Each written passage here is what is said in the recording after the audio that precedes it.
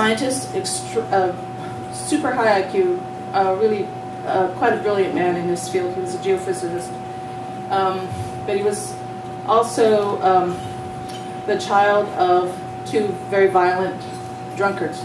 So he didn't have it easy himself.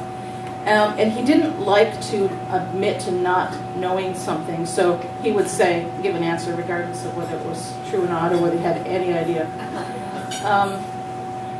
He was born in Dockside, London, and grew up part of his adolescence during the Second World War, and lost a number of family members to the bombings in Rotherhithe.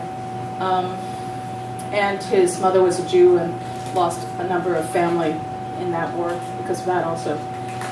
But on graduating, he finally got his PhD. He won a contest in England. That's how he got his first degree. And then he came over to Toronto, and my mother, who was a concert pianist and artist, it was a match made in absolute hell. Oh my goodness, yes. But she couldn't, my mother, being also very intelligent and very artistically inclined, couldn't get over her fear. She was terrified of many things, and so she pulled herself off stage and didn't do anything else. And this next poem is also untitled.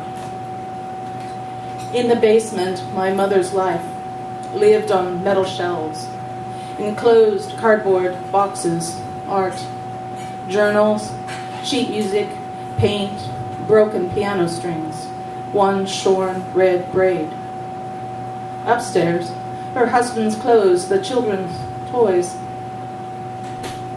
Black locust hangs its seeds between thorns, clustered. Dark pods sag all winter. Burnt umber skin dries, finally cracks. In the spring, rains down, leaving the thorns still vigilant. So I should say I'm going to be 57 in October, so I sort of have to give over blaming all my stupid shit on my parents. It's really not their fault at this point. It's actually mine. Yeah. And also, in their defense, I was not a filial daughter. I must have been awful. I have two children of my own, and they're both intelligent, which actually is a problem sometimes. No, Mom, of course not. Yeah, right. Mm-hmm. So yeah, I must have been a horribly vexing child. There were many aspects to my family: Rum, Gypsy, and Jew, and white, and they're native, and so we're kind of a mixed bag. I'm probably the palest one of us. My father was small and dark, and my mother was tall and strawberry blonde. It was terrible. Female landscape. My life is a matter of discord, mapped on torn hills, mines and their toxic waste, contour lines, redolent, the smell of burning lemon. The first week after the diagnosis, 15 and hitching north to climb, no ropes, the garnet's just black and shining, northern sea hanging wet, one-handed on etched rock. It wasn't fear, rather the acid of limitations. I walked out. In the world, I kept climbing, up and sometimes down. Times were I'd get caught at the base of a chalk and grass cliff, cold tide bellowing, the only way out, a quicksand marsh, jumping, shoes sucked, grass hussock to hussock.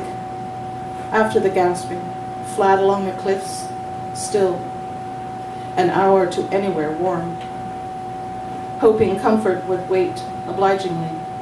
To follow was never the jewel it promised.